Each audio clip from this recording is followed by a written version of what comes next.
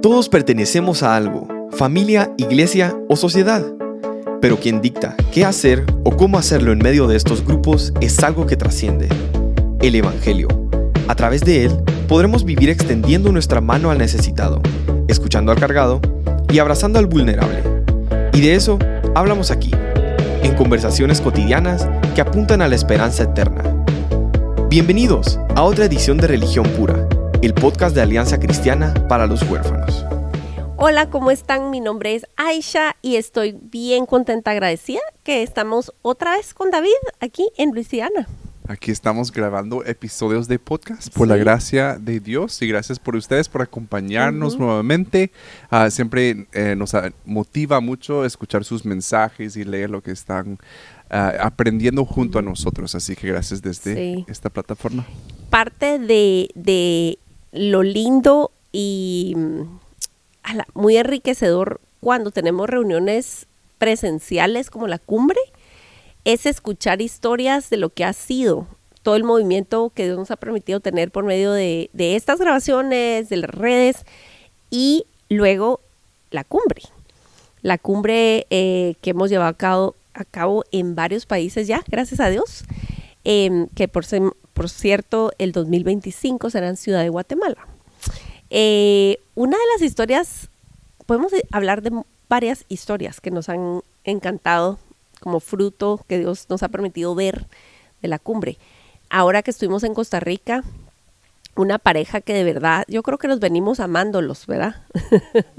Mucho, una pareja que no pensarías que es como el grupo objetivo de la cumbre, porque la gente piensa, yo tengo que ser trabajador social, o tengo que ser psicólogo, o tengo que ser padre adoptivo por acogimiento para interesarme en ACH o lo que hacen con lo de la cumbre y eso.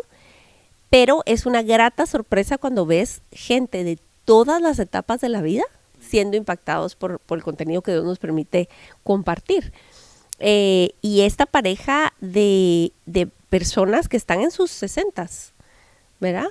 Tal vez llegando a los 70, no sé. Y como ellos estábamos en una comida y nos decían, no sabíamos que el contenido también era para nosotros, porque somos una familia mezclada, ¿verdad? Él tenía sus hijos, yo tenía mis hijos y el Señor nos unió. Y cómo ha sido, de verdad, podemos ver que todo esto se aplica a nosotros. Y la verdad es que en Latinoamérica eso es una historia muy frecuente.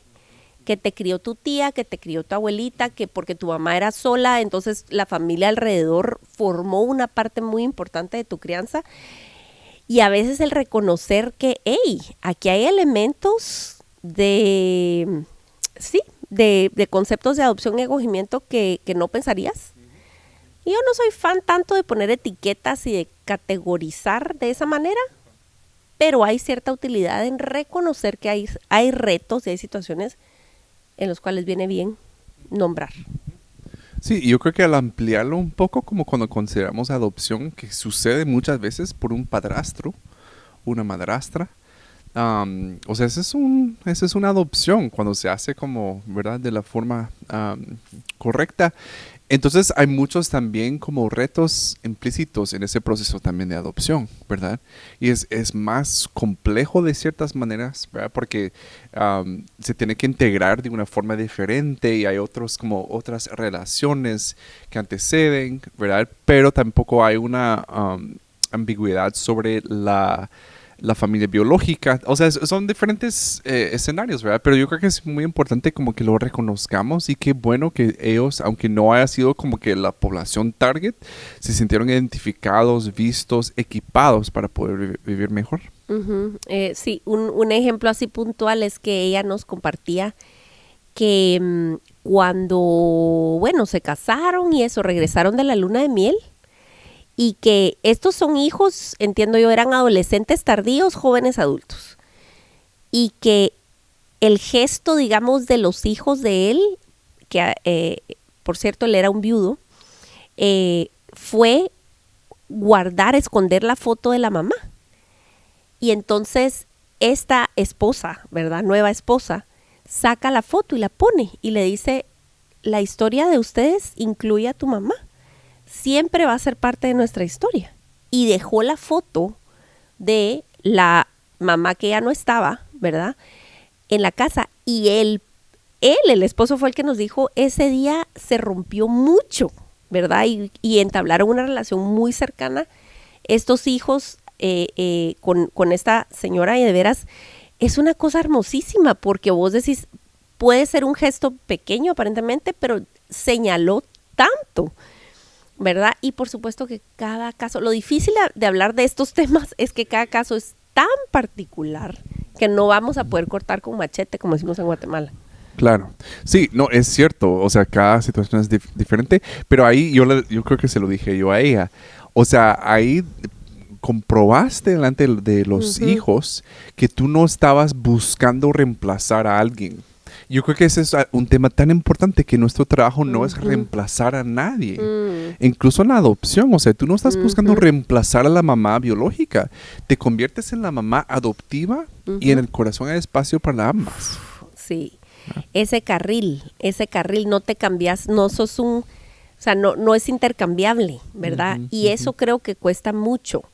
Y lo mismo diría para una tía, para una abuelita que entró a batear, porque no había cómo, ¿verdad? Sí. Darle lugar y espacio a la figura de esa mamá biológica o esa persona que ya no está o que está intermitentemente o lo que sea, aunque tú eres la figura estable en la vida de ese niño ahora, el darle lugar a esa persona incluye darle lugar al lamento del niño porque esa persona no está.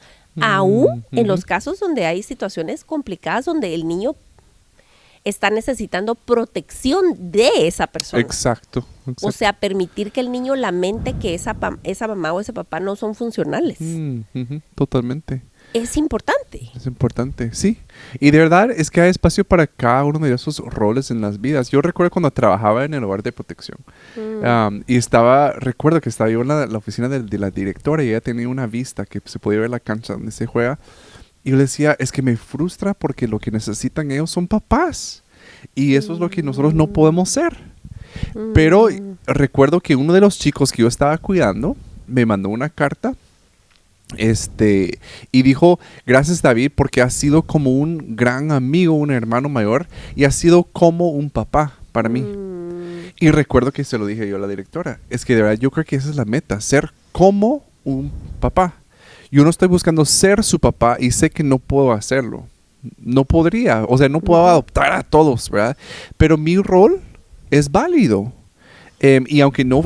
Y fue como un papá, porque yo ya no estoy como en la vida de él, ¿verdad? Porque él, bueno, o sea, no tengo mucho contacto con él hasta la fecha. Entonces, pero en ese momento yo pude llenar un espacio, tal vez, y entonces no tuve que complicarme la vida tratando de ser algo que nunca podría ser.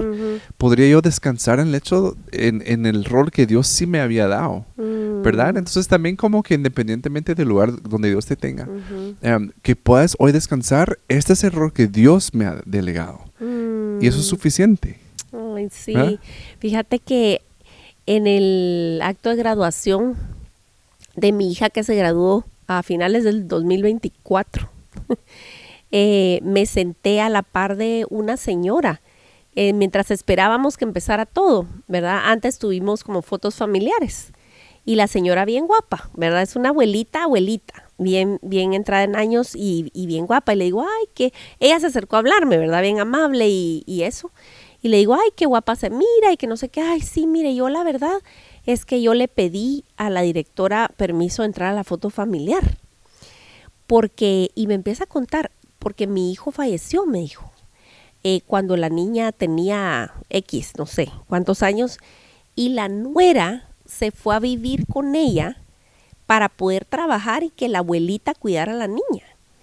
Ella crió a la niña y ella ha visto al final y ya se estaba graduando la chica. Y entonces decís vos, wow, qué dicha.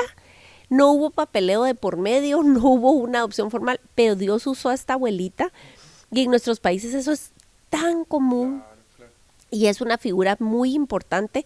De verdad vale la pena reconocer la fortaleza de la familia en Latinoamérica, que también puede ser una debilidad, esta cosa de estar todo el mundo mezclado y lo que sea, pero para nuestros niños es una gran fortaleza la mayoría de casos tener figuras fuertes cerca. Esa estabilidad de después del colegio llegar y que alguien te sirva tu comidita y que te pregunte por la tarea y que escuche tus dilemas de recreo y luego esté, ¿verdad? Para cuando viene la mamá. Y entonces, mira, yo digo, qué impresionante la importancia de estas figuras donde no hay una cuestión formal, pero existe esta protección, pues hay una protección por esa familia extendida. Y qué bueno que dejaron a la abuelita tomarse la foto, porque se lo merecía 100%.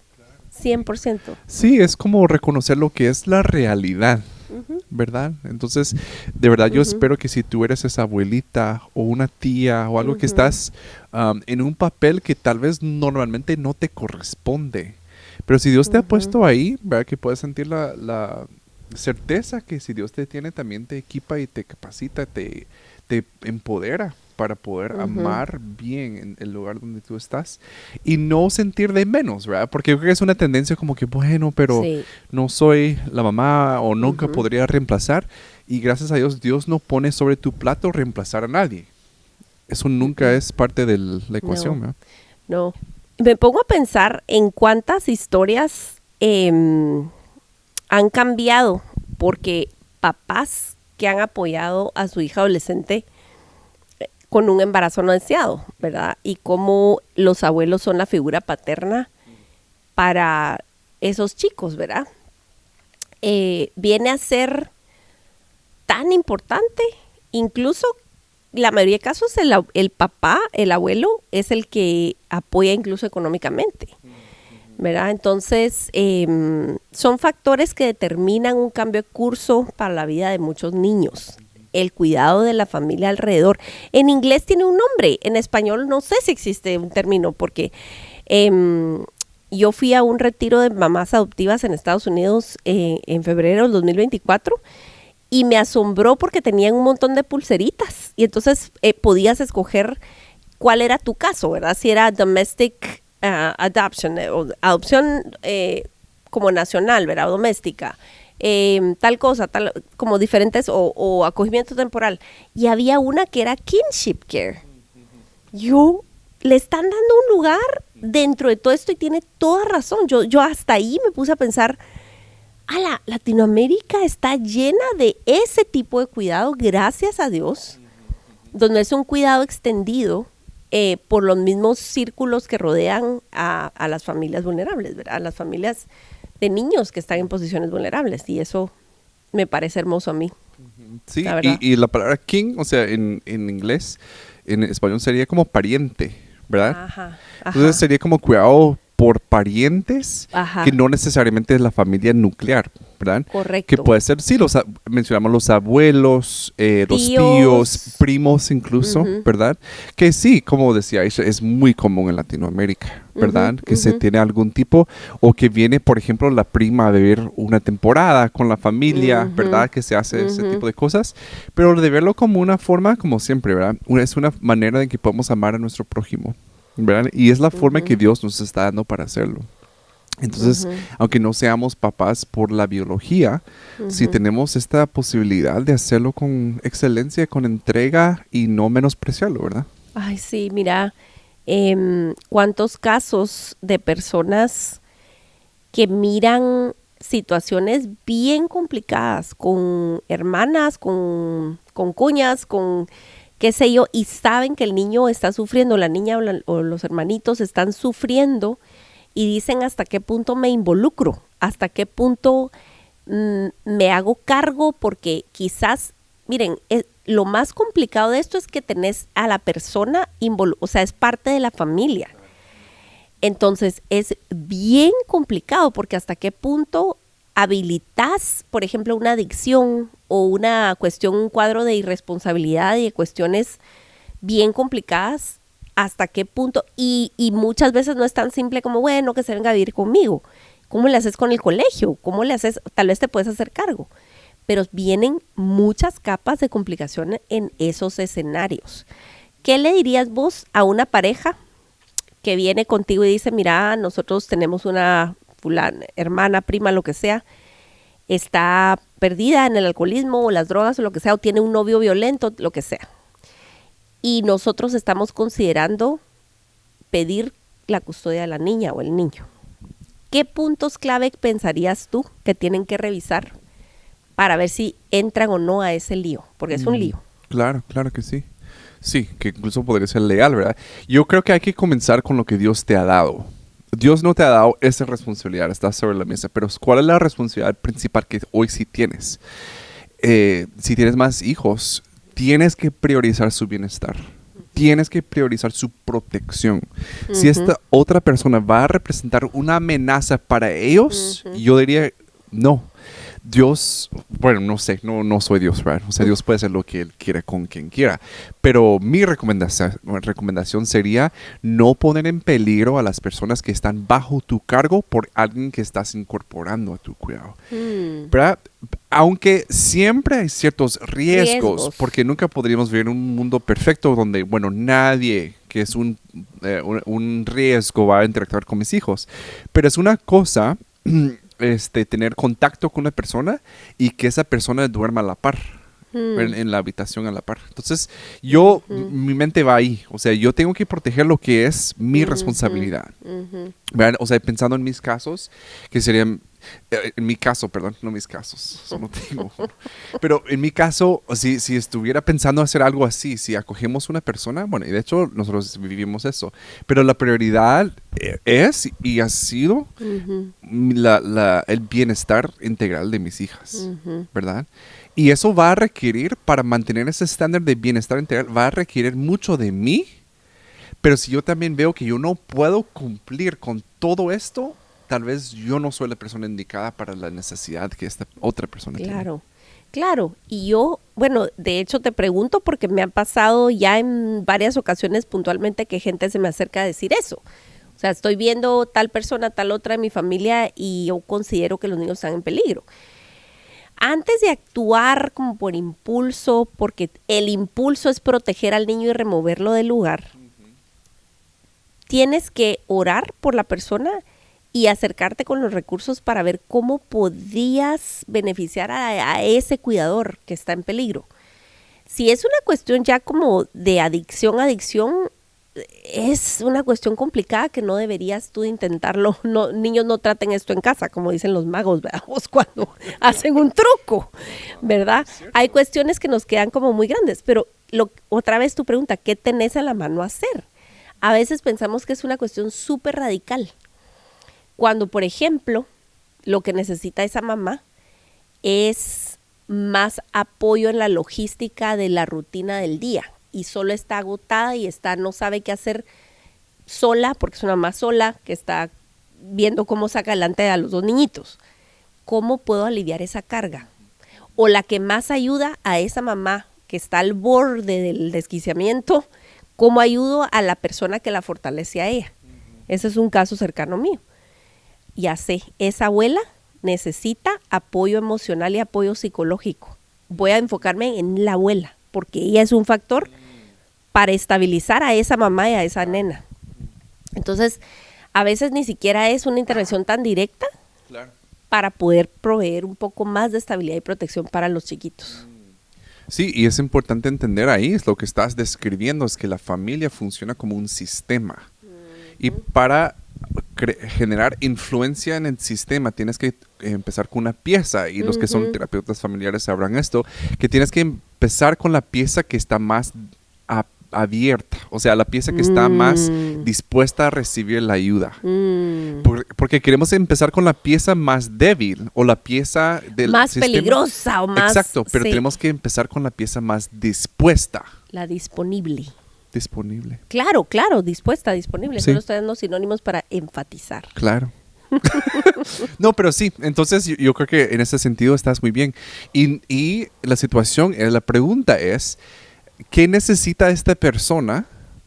¿Verdad? Entonces podemos hacer una lista, necesita todo esto. Ok, entonces, ¿qué me ha dado Dios para suplir una necesidad de estas? Y si Dios no te ha dado, yo no puedo cumplir con todo, perfecto, sí, porque tú no eres Dios.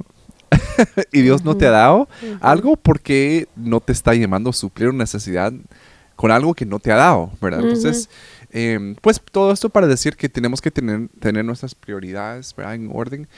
Y queremos validar a estas familias, ¿verdad? Que nuestras iglesias, familias que luzcan diferente, pueden sentirse que ellos también pertenecen, ¿verdad? Que no sienten que tienen que estar siempre como, bueno, tengo que dar mis justificaciones, y, ¿verdad? Que pueden sentir que ahí también como hay un espacio para ellos. Yo creo que es muy importante. Nosotros no conocemos la historia. Pudimos haber juzgado a esta familia, ¿verdad? Solo, ala. Pero cuando escuchamos su historia es como, oh, solo Dios, pues, ¿verdad? Lindísimo, inspirador, de verdad. Damos muchas gracias a Dios por cómo se usan los recursos de manera sorpresiva para nosotros. Dios sí tiene pensado quién va a escuchar qué. Así que nos ayuda un montón. Y no a nosotros. La verdad es que no es a nosotros. Es si alguien necesita este contenido, compártelo. Porque la manera en que llegamos es así, orgánico, de boca en boca, de oído en oído. Así que si tienes interés en que más personas escuchen este contenido, compártelo por los medios que tienes a tu alcance. Y así, más historias de esperanza.